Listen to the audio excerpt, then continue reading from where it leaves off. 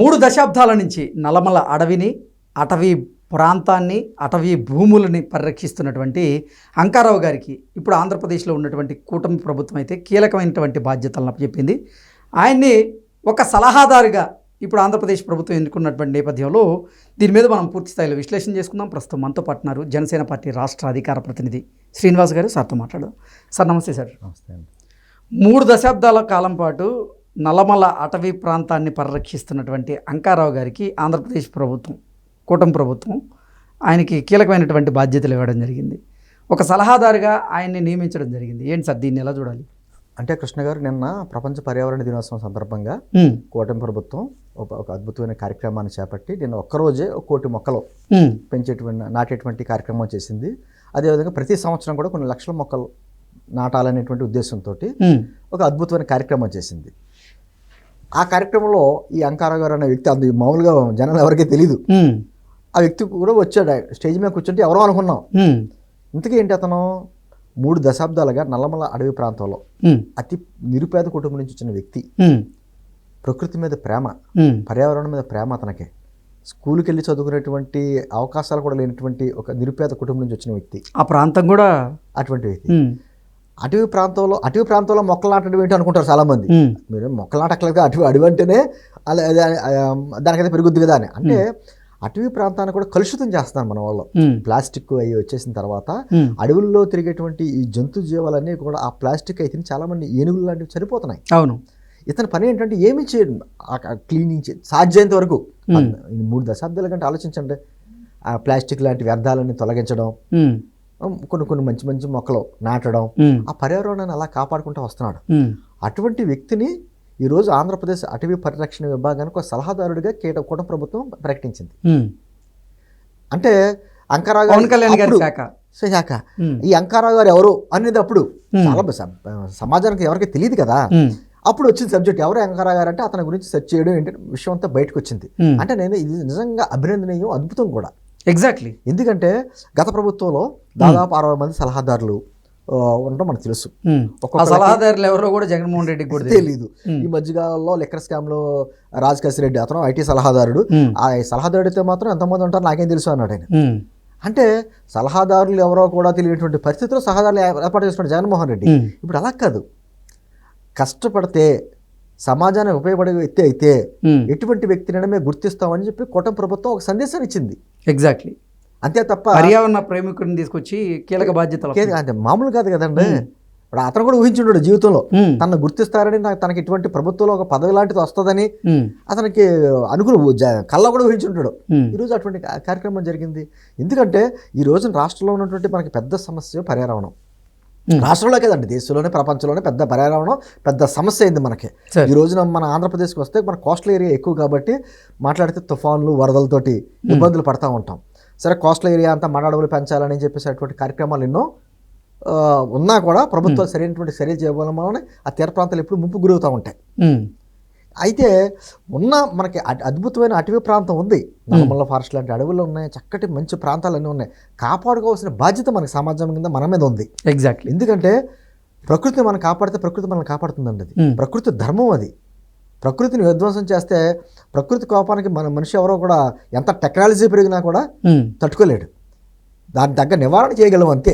ఇప్పుడు తుఫాన్లు ఎప్పుడు వస్తాయో లేకపోతే భూకంపాలు ఎప్పుడు వస్తాయో మనకి యంత్రాలు పరికరాలు వచ్చినాయి, పలానా టైంలో వస్తుందని చెప్పని అంటే ప్రాణ నష్టం జరగకుండా ముందు హెచ్చరికలు చేయగలదు ప్రభుత్వం.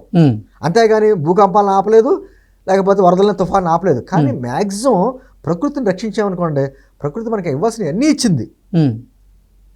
మన చేతికి ఏది ఇవ్వాలో అది ఇచ్చింది.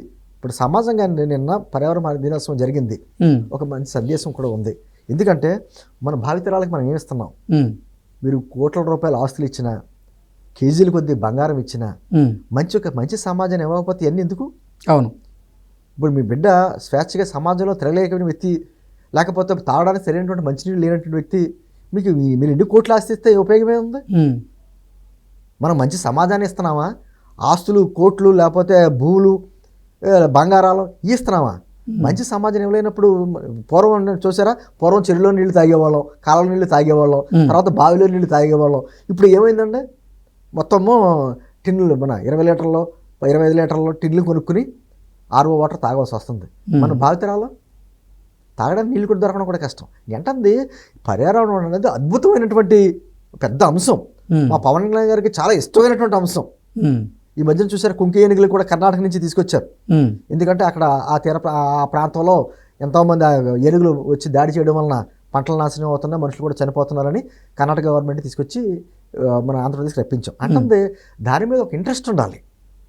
గతంలో చూడండి మొత్తం అడవి ప్రాంతం నుంచి ఎర్రచందనం ప్రతిరోజు స్మగ్లింగ్ అయ్యేది. ఈ మధ్యకాలంలో అటువంటి ఏమన్నా మీకు వినిపిస్తున్నాయా? అడపడప జరిగినా కూడా ఇమ్మీడియట్గా వాళ్ళు అరెస్ట్ చేయడం, వాళ్ళ మీద చర్యలు తీసుకుంటాం జరుగుతుంది అటవీ అధికారుల మీద కూడా. ఏంటంటే ఈ అన్ని అంశాలు కూటమి ప్రభుత్వం ఎటువంటి అంశాలని పరిగణనలో తీసుకుంటుంది, ప్రాధాన్యత ఇస్తుంది అన్నదానికి ప్రత్యక్ష ఉదాహరణ నేను అంకారావు గారి ఆ పదవి కట్టబెట్టడం అనేది. నిజంగా ఇది చాలామంది ఆశ్చర్యపోయారు. అటువంటి వ్యక్తికి ఏంటి ఒక పదవి ఇవ్వడం ఏంటి, అందులో ప్రభుత్వ సలహాదారుగా అతనే వేస్తాడు సలహాలు ప్రభుత్వానికి అనుకుంటారు. మరి గతంలో ఉన్నటువంటి కంపేర్ చేయండి, కేంద్ర ప్రభుత్వంలో కూడా అంతే. ఎన్డీఏ గవర్నమెంట్లో ఈ మధ్యకాలంలో వచ్చినటువంటి పద్మశ్రీ అవార్డులు చూడండి, ఎక్కడెక్కడెక్కడో ఉన్నాయి. వనజీవి రామయ్య లాంటి వాళ్ళని ఎక్కడెక్కడో ఉన్నాయి. అసలు మారుమూల వాళ్ళు అసలు సంబంధం లేదు సమాజానికి. అంటే సమాజంలో వాళ్ళు ఏదో పేరు ప్రఖ్యాతుల గురించి కాకుండా అంటే సమాజం గురించి మాత్రమే పోరాడేటువంటి కొంతమంది వ్యక్తులు ఉంటారు. వాళ్ళ పేరు పదవులు కోరుకోరు. అటువంటి వ్యక్తులను గుర్తించి ప్రభుత్వాలు ఈరోజు అవార్డులు ఇస్తున్నాయి.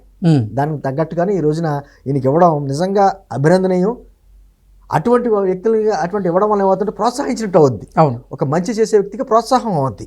అంతేగాని బ్యాంకులు దోషేసే వాళ్ళని, లెక్కర కుంభకోణంలో ఉండే వాళ్ళని, సూట్ కేసులు మార్చే వాళ్ళని, ఇటువంటి వాళ్ళందరినీ పెట్టుకుని తనకు ఎవరో డప్పు కొడతారో చూసారా, చుట్టూ భజన పరులని వాళ్ళనే ప్రభుత్వ సలహాదారులుగా ఇచ్చి వాళ్ళకి మళ్ళీ నెలకి 4-5 లక్షలు 5 లక్షల జీతాలు ఇచ్చి ప్రభుత్వ వాహనాలన్నీ ఇచ్చే ఉపయోగం ఉంది. ప్రజాధనాన్ని దోచుకుంటే తప్ప ఇంకేం చేయరు. గతంలో అది జరిగింది.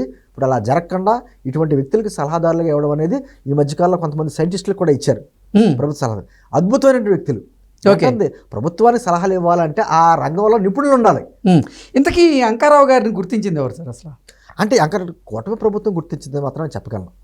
నేను అంటే అది పవన్ కళ్యాణ్ గారు గుర్తించారా, చంద్రబాబు గారు గుర్తించారా అని ఏదైనా మా కోటలో వేసుకుంటాం. కూటమి ప్రభుత్వం నేను ప్రతిసారి చెప్తానండి, మీ ఎమ్మెల్యేలు ఎంతమంది అంటే 164 మందిని చెప్తాను. మీరు జనసేన కదా మీ 21 మంది ఎమ్మెల్యేని నేను చెప్పను. మాకున్నది 164 మంది ఎంపీలు. ఖచ్చితంగా మా కూటమి ప్రభుత్వం ఆలోచనతోటే మేము ఉన్నాం. అది క్రెడిట్ చంద్రబాబు గారు తీసుకుంటారా, పవన్ కళ్యాణ్ గారు తీసుకుంటారా, లోకేష్ గారు, ఈ లెక్కలు మాకు ఉండవు. ఎవరు చేసినా కృషి కుటుంబ ప్రభుత్వం ఖాతాలోనే కదా. అకౌంట్ ఒకటే ఉంది అక్కడ, ఒకే అకౌంట్లోనే పడతాయి ఎవరు కృషి చేసినా.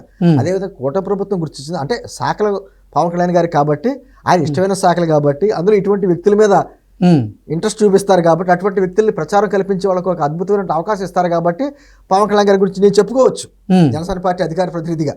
కానీ దానికంటే నేనేమంటానంటే కూటమి ప్రభుత్వం గుర్తించిందని చెప్పగలను. ఓకే, ఖచ్చితంగా అభినందనీయం, అద్భుతం సార్.